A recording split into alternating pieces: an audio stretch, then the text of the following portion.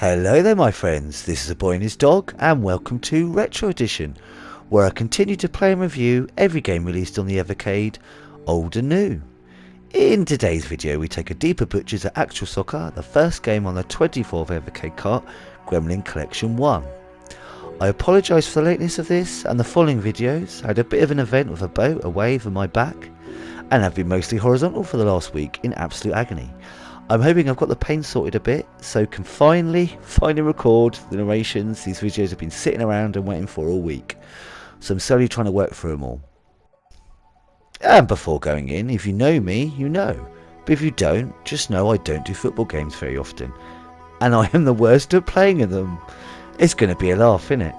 So without further ado, let's get started.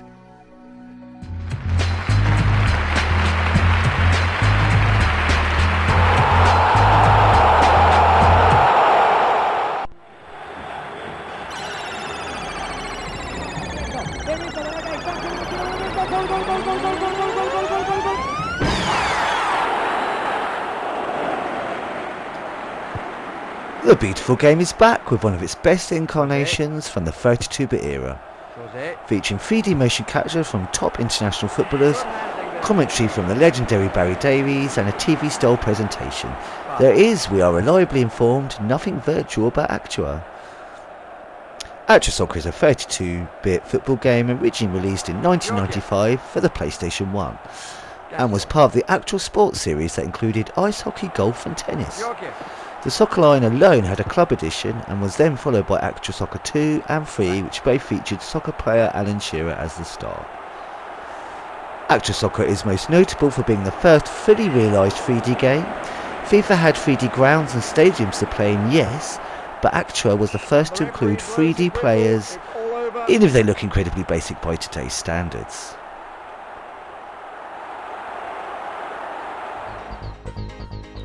There isn't a huge amount of options when you get into it. For instance, there are international teams but no Premiership teams. This was remedied with Actua Soccer Club Edition, which released later. There are your basic friendly league, club and practice options, a choice between arcade or simulation. Being an idiot in the football world, I didn't notice much difference. And your usual setups like choosing to have offside, substitutes and free kicks on and off.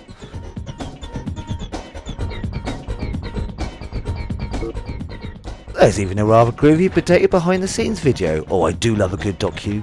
Behind the scenes vid or bonus disc. PS1 and 2 were good for that, weren't they? A dying art.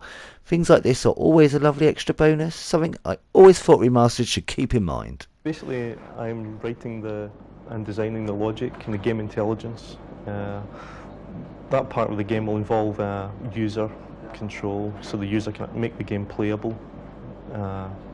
Make it look realistic, join the animation together and make the actions flow into each other.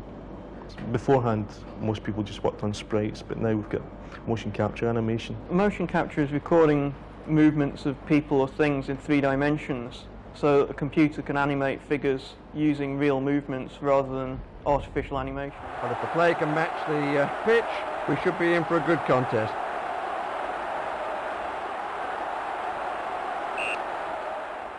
And as for the game itself, it plays smooth enough, ball control feels good, but changing players, as in many games of this type, can be a bit of an arse, going to an unintended player. Now the main thing of a more modern football game compared to ones we've had so far on the Evercade is the 3D play area and camera angles. Wow, this camera really likes to be dramatic, and it definitely caused me some issues and confusions which way I was shooting. Wonderfully, there is a nice selection of camera angle choices, with some I'm not sure if they help or hinder, but we do have a lovely top-down one reminiscent of Kick-Off or the legend that is Sensible Soccer. Really fine searching ball, absolutely smack on target.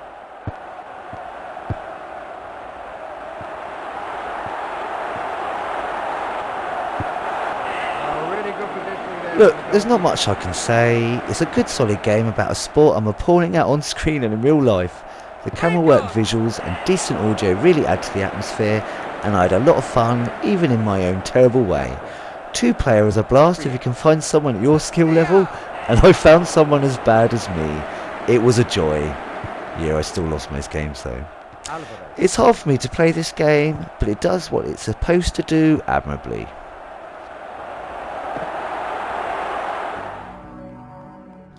If you've made it here to the end of the video, thank you very much for joining me. Please leave a thumbs up or a comment if you would like. Either way, I'm just chuffed you poked your head in the door to take a gander. Join me in the next video where I'll be taking a deeper butchers at something a bit more up my street, a puzzle game with mirrors and lasers, Brainbender. I hope you have an awesome day, my friends, and until next time, be seeing you.